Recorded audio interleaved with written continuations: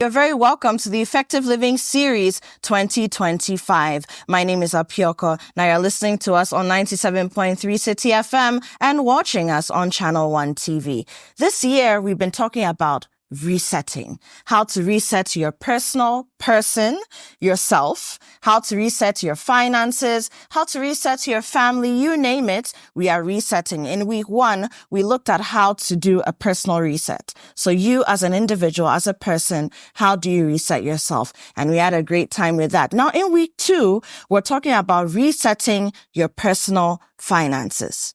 Resetting your personal finances. And our very first topic is a very interesting and I believe a very special one. How to increase your personal value through personal development.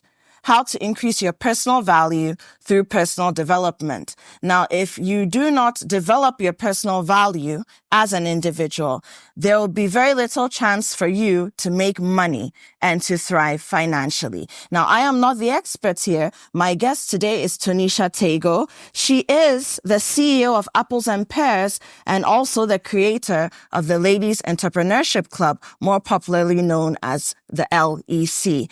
Tony is going to do a presentation, and when we're done, she and I will have a conversation delving deeply into how you can reset your personal finances.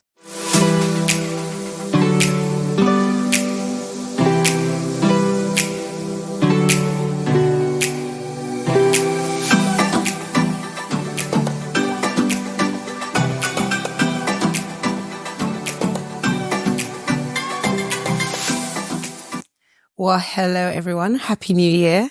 Such a lovely welcome from Apioko. As she did mention, my name is Tonisha Tagoe. I am the CEO of Apples and Pears Holdings Limited and the creator of the Ladies Entrepreneurship Club. And today I am so happy to come and talk to you about how we can increase our personal value through professional development. Now, why is it that we're increasing our personal value through professional development? It's mainly because actually the ability for us to develop the space to have our own identity and our own personality comes from us having enough money to live, to eat, to have shelter. And that gives us the space to do everything we need to do as people to create our personal value, which is actually the value that we present to society as individuals personally, right? So let's dive in to what that is. So as I mentioned, personal development is very important. It's important firstly in our professional roles. We all understand it is because we've all been to school. We've, in some way we've either learned through our friends, through our family, through educators, whether we're homeschooled or we've been all the way up to university. But fundamentally, all those things, we learn them and we try and push them into our professional world. And we're constantly trying to develop in our professional world for one main reason. Usually because we like food and we want to get paid and we want to buy some food. We want to pay our rent, we want to feed our children, we want to look after our loved ones. So ultimately, our personal development is very important in professional settings. But our personal development in professional settings is more important than it is in our personal growth because, as I mentioned earlier, we won't be able to grow personally if we don't have access to food, shelter, warmth, and the ability to look after our loved ones. When we develop the ability to have that personal development, we now also have the ability to increase our employability, which means, yes, we've gone past those first jobs, those first roles that gave us our first CDs, our first dollars, and we've moved into an area where increasingly we're growing, right? We're hopefully getting promoted, we're starting businesses of our own, and we're building our confidence, and therefore we're able to invite new opportunities that we could never have thought of before into our lives. And that's really what we're going to talk about today. So in order to cover that, we're going to cover 3 core areas first, and then I'm going to talk more around the strategy about how we can implement this. So the first area is in terms of mastery of skills and networks. Now, believe it or not, the key word here is the mastery. It's very important that you become a master at something. You have to pick a thing that you are very good at. Because in the age of AI, where technology is coming along and trying to replace the work that we do, it's important that there is at least one thing on this earth that you have that is your own. What does that enable you to do? It enables you to be able to sell that skill in multiple methods for years to come. So maybe your skill is teaching. Well, today I teach. Tomorrow I teach someone else how to teach. The next day I write a book about teaching. And one day, maybe I become the Minister of Education. Who knows? The point is, having one skill allows us to multiply our opportunities in the world. So we definitely want to enhance our professional and our technical skills. And so aside from the professional skills, we want to make sure that there is a technical element to what we do that we're very good at. That is where we can really expand. Then we also want to look at how we can build those strong personal and professional connections. So as I mentioned earlier, throughout our lives, we'll already have known about how to learn and how to make friends, how to build networks. But the kind of professional networks that we're talking about here for the future, from this day onwards, we want to be looking at networks that can help us to change the world. Networks that can help us to build out the future that we want to see in the world. So for example, if your whole network consists of people who will do something for you, but the moment you say to them, could you do this thing you would do for me for 20 people, 30 people, and they're unable to, there's not a problem with that network. It's just that you need to learn how to build different types of networks, professional networks. Why is that important? If in your organization, you are creating, for example, a new approach to packaging, right? And you want to create plastic-free packaging because you want to reduce Ghana's use of plastic. You have to have organizations and CEOs and leaders who will try out your plastic-free packaging, right? So would they do that thing for you? Would they do that thing for someone else? Can you pass on your trust, your inherited trust onto other environments in order to improve the world? Because when you can, that's actually when you become a real asset in a professional environment. Because unless you're able to really mobilize people towards a change, a positive change for the world, you are still just dealing with a circle of friends. A network is something different. Now, let's move on to the next area, our focus on our mindset and our well-being. In terms of mindset and well-being, that is everything in life, right? The way that you perceive the world, the way you understand the world. You know, I always say to people, there are 3 sides to every story. There's my side, there's your side, then there's the truth. And someone who has a good, clear, open mindset has the ability to understand everybody's side. Not necessarily to shift and change, but actually the ability to understand and perceive it means that you're of value to everyone. And you're also more likely to be able to appropriately communicate your perspective and possibly change their minds. If we struggle to do that, to really see the world as it is, understand it as it is, that is actually when it begins to affect our well-being. 1, because it will affect our ability to communicate, which might affect our ability to be more professional. And 2, it will affect our well-being from a health perspective, because believe it or not, a lot of the physical things that happen within our body starts from our stress. And a lot of issues to do with physical stress is about the things we hold in and the things we are unable to communicate out, right? So what we want to do is we want to make sure that we have a good mindset that is open to understanding, listening, hearing, and then is able to gather enough information and then use that information to recommunicate what we want the world to understand. And then that will obviously help us with our well-being. It'll help us to build resilience. It will actually help us to be empathetic. It's not really possible to be empathetic when you don't have an understanding of an understanding of what someone has experienced. And that's why that open mindset allows you to hear it and perceive it and say, okay, what does this sound like in my life? I've never really had this thing happen to me before, but I've had something similar. What can I compare it to? And that is where you begin to be able to empathize. And of course, a wider mindset and a good focus on your well-being will be good for your ability to adapt to different environments professionally and personally. And the last one I just think is really useful is to try to give what you want to receive. You know, when we talk about energy and the world, the truth is that the world doesn't really understand, and energy doesn't understand negative. So if you talk about, you know, I don't want to be poor, the world doesn't understand don't. Energy doesn't understand don't. So you have to focus on saying, I want to be successful, right? And you manifest and put that into the world. And it's very similar with what you want to receive. If you want to receive the treatment of professionalism, you have to give professionalism. You have to be that professional through any environment. So people they just fall in line because obviously this person is extremely professional, right? Now, our physical habits.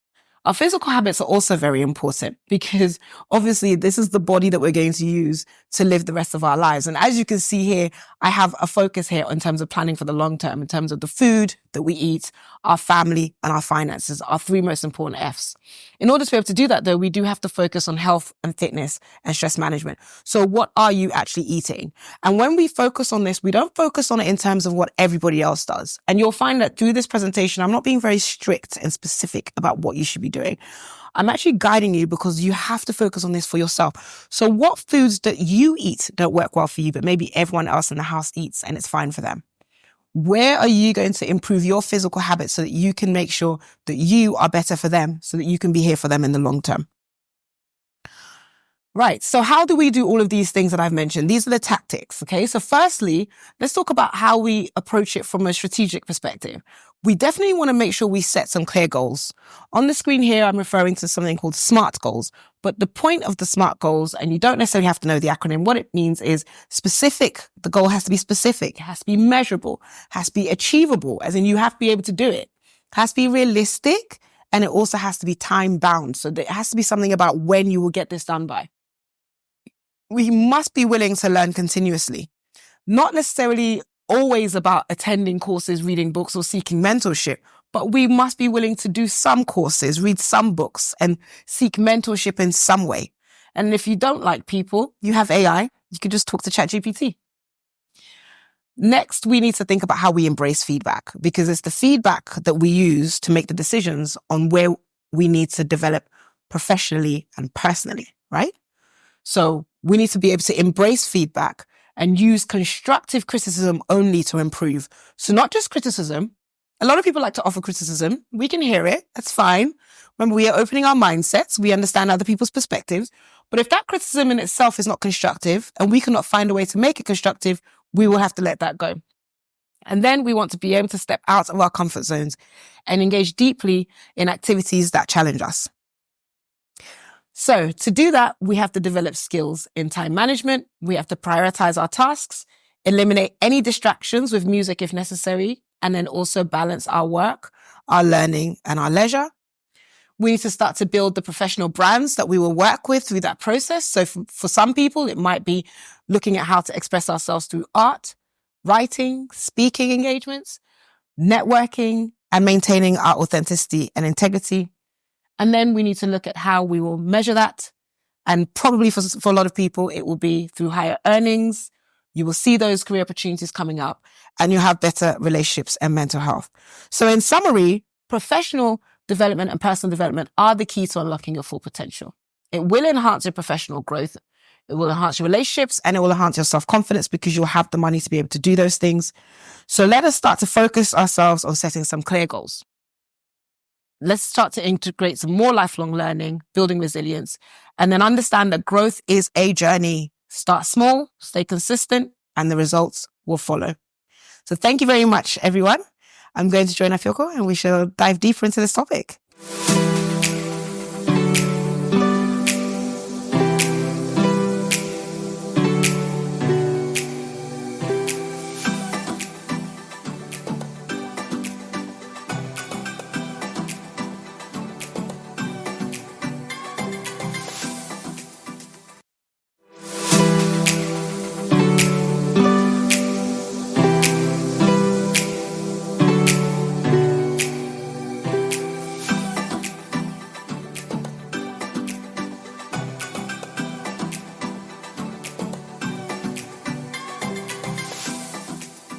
If you're just joining us, this is the Effective Living series here on 97.3 City FM and ChannelOne TV. My name is Apioko Serimashong Abe. Apioko works for me. Now, today we're talking about something interesting with our guest within the bigger framework of this week's topic of resetting your personal finances, resetting your personal economy. Today we're talking about how to increase your personal value through personal development. And my guest for today, Tonisha Tagoe, who is the CEO of Apples and Pears. She's also the creator of the Ladies Entrepreneurship Club.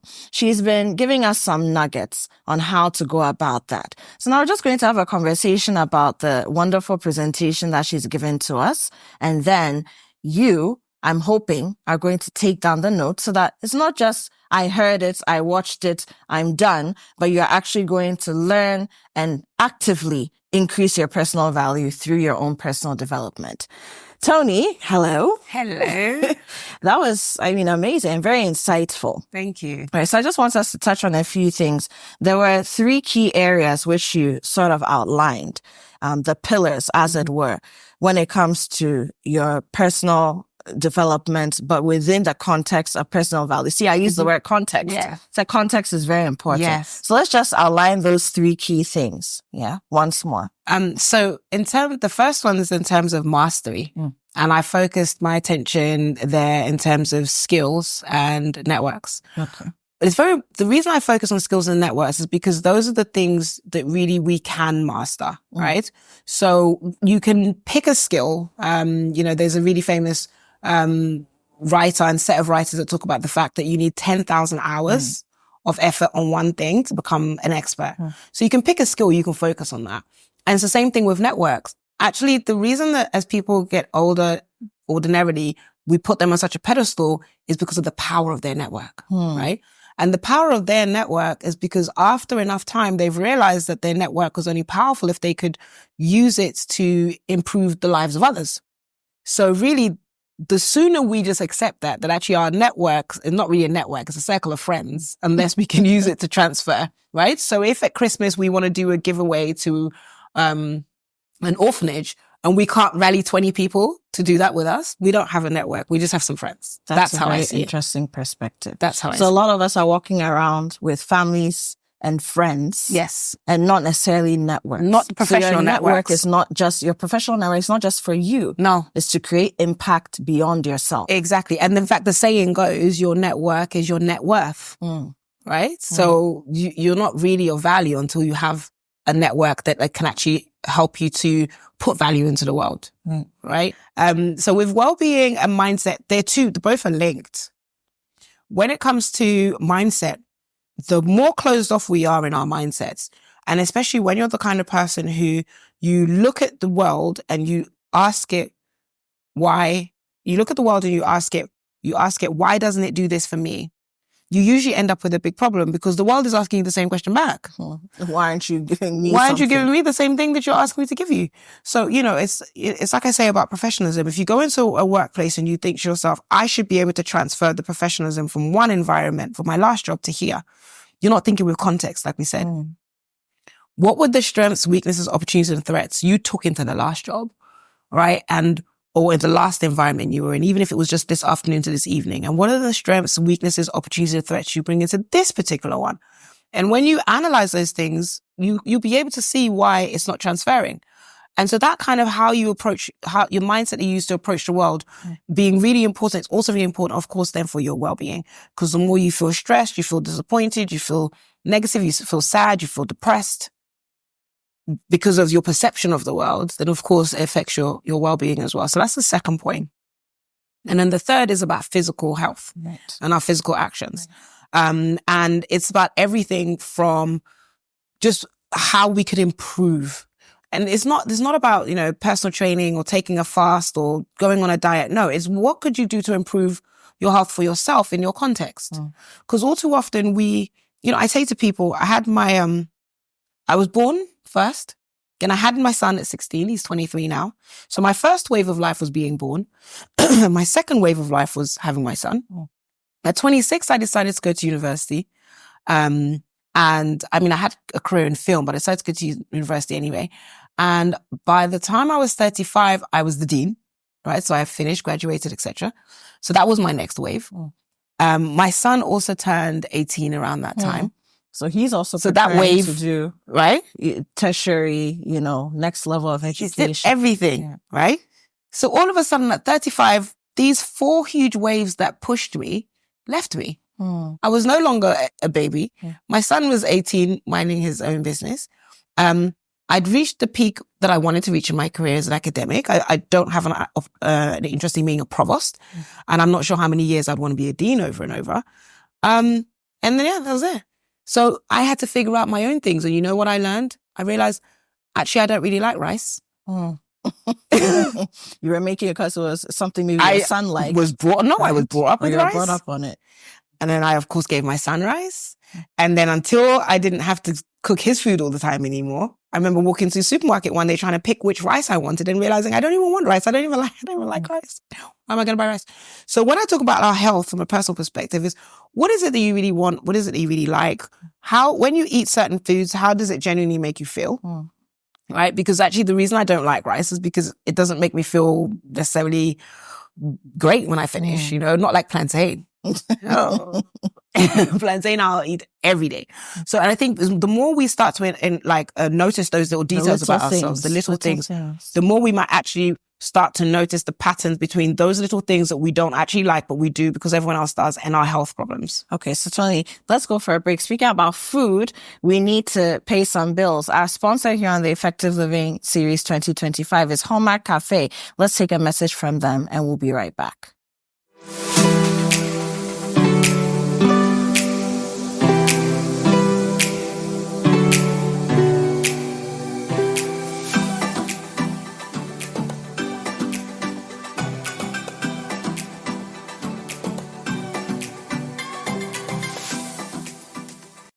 This is your chance to be served by a robot at Accra's premier destination for fine dining, Hallmark Cafe, located in Jowolu, just after the Allied filling station. It's the perfect spot for delectable pastries, desserts, hot and cold beverages, as well as a variety of continental and local dishes to satisfy your cravings.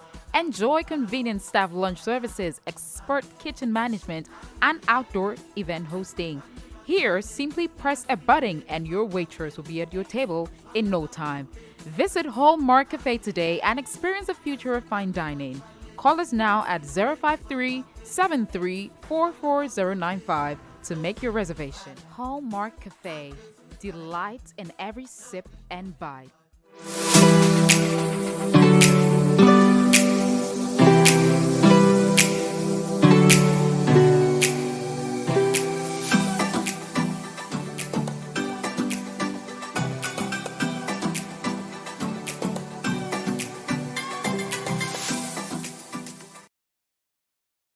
You're welcome back. This is still the Effective Living Series here on 97.3 City FM and ChannelOne TV. My name is Apioko. My guest today is Tonisha Tagoe. She's the CEO of Apples and Pears and also the creator of the Ladies Entrepreneurship Club. We've been speaking a lot about interesting things today, but the topic is how to increase your personal value through personal development. How to increase your personal value through personal development. So, Tony, let's pick up from where we left off, right? You gave a presentation earlier. We're trying to just break some of the key things down. Now, I have a question for you. You mentioned very clearly that it's not enough to develop yourself personally. When we're talking about personal value, you're not talking about your personal values in terms of, I respect people, I have integrity. Personal value is your worth. How can you quantify that? Even in monetary terms, like you said, you spoke about network, it's your net worth, all of that, right? Now, let's just put that into proper context again, that it's not about, when you're talking about personal value, it goes beyond, I have this number of degrees and certificates, or, I took this course last week. It's more than that. Let's just qualify and expatiate on that a bit. Okay. So, let me try and put it another way. I was reading something the other day that I really identified with, and I think is something that can lead to what you're describing. So someone was asking, what can I do to increase my value as an entrepreneur, as a leader? And the answer that they got back was, you have to be able to have something so valuable that people who have more money than you would be willing to pay you for. Right? And usually it's not a degree, because they could pay for anyone with a degree. Right. And it's not any one thing. It's usually the accumulation of your experiences, the way that you've chosen to accumulate them. And then, like I said, that open mindset and your ability to take those experiences, using your open mindset and understanding of the other person's needs, and then communicating what you have as a value add to what they have as a need for value. Another example I will give you, it's from a really good book by a company called Reed. I can't remember the name of it, but it's all about recruitment. And in it, he says that in every job interview, there's 3 characters. Firstly, there's the character, the person who has a problem and who has money and they need that problem fixed. So they have the money and they have the problem. They give that money and problem brief to someone else. That's person number 2. Person number 2's job is to find the person who's going to fix this problem for that amount of money or less. Okay. And then there's you. You just want the money. You just want the money. Like the perception of being of value personally doesn't come in. So when you're in the interview, that person can't just give anyone the job because they've got to go back to somebody else and say, I've found the right person. Right. But you don't come across personally as valuable. And so that's why, you know, it is important, as you pointed out. It's not about your personal values. It's what makes you valuable as a person. What is the value that you bring specifically? If 5 of you were standing next to each other in a line, why would I give something to you instead of everybody else? And that's really what we're talking about, personal value. But that's why it can't come before your professional, you've developed yourself professionally, your professional development. Because a lot of times we learn those skills through being put in a value exchange scenario. Sometimes we learn it maybe if you, we're in the right clubs at school, you play certain sports, you kind of can learn that. But most of the time you learn it from your first jobs, like your national service, depending on if you take it seriously, and things like that. So you have to have that professional opportunity to experience. You have to take it seriously with an open mindset. And you can start that any day. And that gives you the things. Internships, national service. But just watching shows. Professional attachments, watching shows. Online and going online, speaking less, listening more, reading more, hearing more, and also failure. Okay. So it's good you mentioned failure because we are wrapping up the conversation now. But when I think of challenges or potential obstacles to developing personal value, I think of the fear of failure. So the fear of failure, lack of time as an excuse, and then also lack of resources, depending on what that means. What's your take on that? So, I mean, it's a shame I can't remember the words, but for example, Serena Williams, you know, with all the records that she's broken positively, has also broken the most records. Serena Williams has the record for the most unforced fouls or something like that, failures. You know, like when they go to strike, no one did anything to you. You just didn't do it properly. I can't remember the phrase. And the reason that's important is because I was just reading a post this morning about a whole load of athletes, Kobe Bryant, all these people who actually have the record for the opposite as well as the record for the top. For the top. So they were also trying to overcome their failure. That's it. In becoming the success. They kept coming back after the failure, right? So imagine you have the best, I don't know, like the most delicious meals, but you also have the most food, gave the most food poisoning. It's literally like that. If you stop trying, then of course you fail. Because you stop trying, not because you know, of anything else. Because if you keep trying, you'll have a lot of wins. But of course, the whole point of trying is you'll have a lot of failures. So failure is the only route to success. Wonderful. Failure is the only route to success. Yeah. Toni, thank you for coming through and really for opening our minds. And I mean, what sticks with me the most, I believe, is, you know, personal development is one thing. That's for you. It's very self-centered. But personal value goes beyond you. It's about the society, the community, the job or the company you work for or with. You know, what are you giving back to the world? Exactly. It's not about you. Exactly. Your value is not for yourself, but for other people. And then also your network. If you look at what you consider to be your network and you're still just, you know, seeing a group of people who you can't really tap into to make your community better, then you just have family and friends. You need to be doing better to build your professional network because your network is your net worth. There must be value in it. Toni, Tonisha, Tagoe, thank you so much for coming through. Thank you. Tonisha is the CEO of Apples and Pears. She's also the creator of the Ladies Entrepreneurship Club. You can find her on social media, get in touch with her, and I'm sure she can answer more questions if you do have them. This has been the Effective Living Series 2025. In week 2, we're talking about resetting your personal economy, resetting your personal finances. And today we've been speaking about how to increase your personal value through personal development. My name is Apioko.